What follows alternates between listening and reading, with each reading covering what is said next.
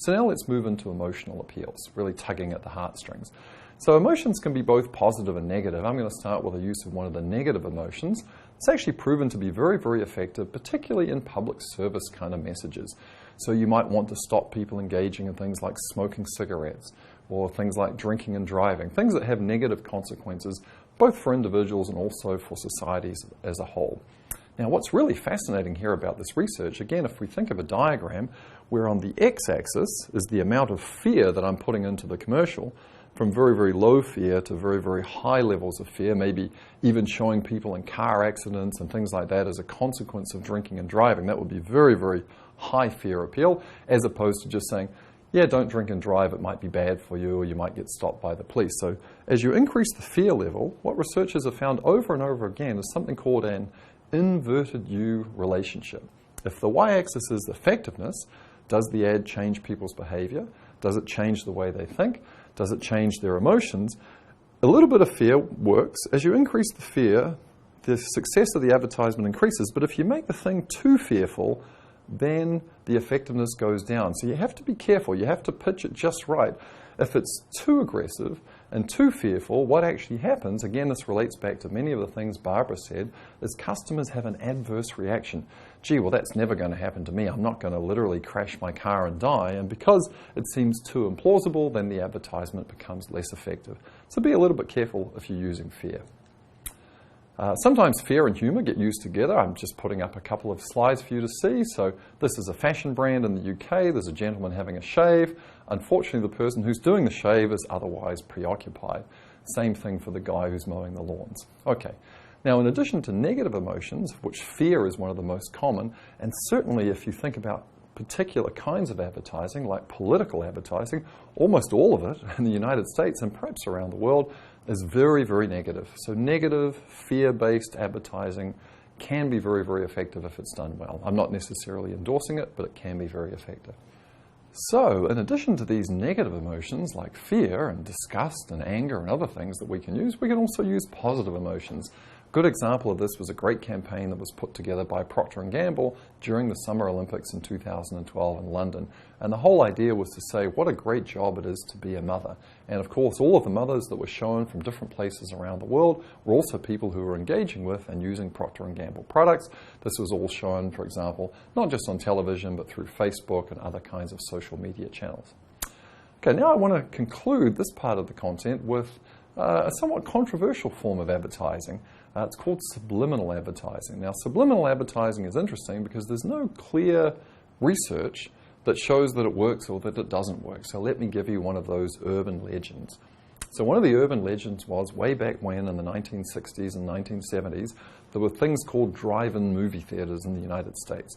I unfortunately never got to go to one. I guess I didn't arrive here soon enough, unfortunately. But the idea of sitting out in a convertible, watching a movie and seeing that seemed like a great experience.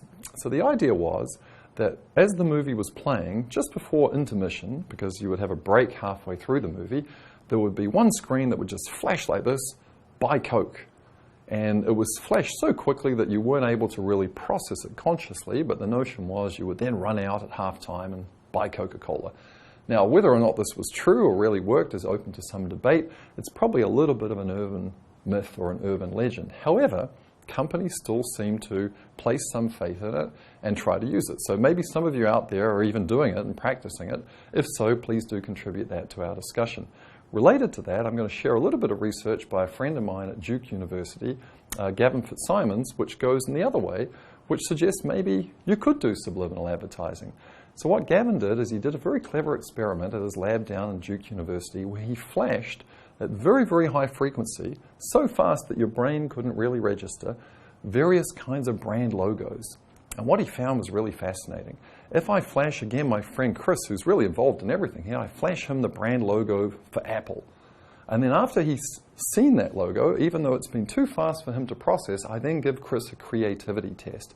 It turns out he scores much higher on that creativity test than other people who were just exposed to other kinds of brands. Quite controversial, yet quite fascinating. So that's subliminal advertising. Of course, if it really does work, then you'd have to be careful with ethical issues. Should you really be trying to program people to do things against their wishes or against them really knowing what was actually going on? So now let me just spend a little bit of time talking about two very, very important pieces, but we're not going to go into them in detail, but I really encourage you to think carefully as possible about these if you're executing your own campaign. First of all is how much money should be spent, and second, how should we in fact measure the success both of the commercial and also the outcome that we're trying to affect, as I mentioned at the beginning when we did the milk example. So what are the most common methods that people use for setting marketing budgets? Well, there's a couple that aren't particularly good, but are very, very common. Sometimes people will say, well, I'm going to spend some percentage of my sales on marketing. That's a really bad idea. Now, why is that a bad idea? It's a bad idea because of the problem of reverse causality. What do I mean by that? Well, if you're having your sales numbers drive your advertising budget, but of course your advertising is also driving your sales, everything's always is a little bit back to front. So percentage of sales is common, but is not a particularly good method to use. The second method you might use is you might say, gee, what's my competitor doing? Let me match my competitor or go a little bit above or go a little bit below. Of course, that's not a good thing to do either because, well, perhaps the competitor doesn't know any more than you do. So ideally, what we would encourage you to do is to think about the outcome that you're trying to achieve and the amount of money that needs to be spent in order to accomplish it. So what do I mean by that? Let me give you a couple of examples that work through this. The first one is an example that you can work out with a little bit of pen and paper kind of mathematics. It's called the Parfit-Collins model. The Parfit-Collins model is really, really simple. It just says, I've done some calculation, and I've determined that I need to get a 6% market share in order to break even. So if I need 6% market share to break even, then how many people would have to know about my product and try my product in order for that to actually happen? Well, let's say I go out and I do a little bit of market research and I find out that 30% of the people who are aware of a product will actually try it, 3 out of 10. And then I find out that of those who try, not everyone's going to continue, but 40% of the triers will continue and become repeat customers. So now it's actually a very simple equation to figure out how many people must the advertisement make aware of the product to begin with in order for me to meet my goal of 6% market share. So I'm showing on the slide here the simple equation that we need to solve. So we just need to figure out the percentage of people that need to be made aware by using the 3 other pieces of information. So on the right-hand side of the equation, we have 6% market share, that's our goal. On the left-hand side, we have some unknown number, how many people need to be made aware of our product through advertising. And we have 2 known numbers. We know that 30% of the people who are aware will try, and we know that 40% of the people who try will repeat. So now we have, in simplified terms, some unknown number of people or percentage of people that need to be made aware, multiplied by 12%, has to equal 6%. What's the missing number? The missing number is 50%. So in order for your objective to be met, you would have to generate 50% awareness. That gets you to start thinking about, gee, how much would I need to spend in order to create that level of awareness? What method of marketing communication would I in fact have to use? So again, this is not perfect, but it forces you to think about what's actually required in terms of measurable results.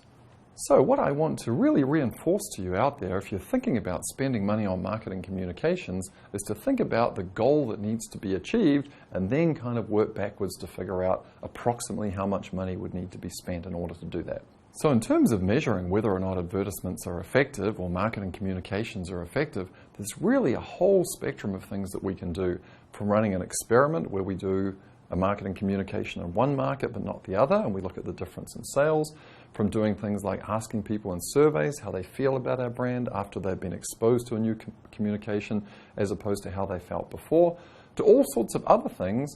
For example, even measuring where their eyes are going on a screen, measuring their click-through rates on a device, measuring how long they look at an ad if they're viewing it on a tablet or a mobile phone. So really there's a whole gamut, and what I would encourage you to do is to think about the method or metric that's going to be appropriate for the ad that you're running.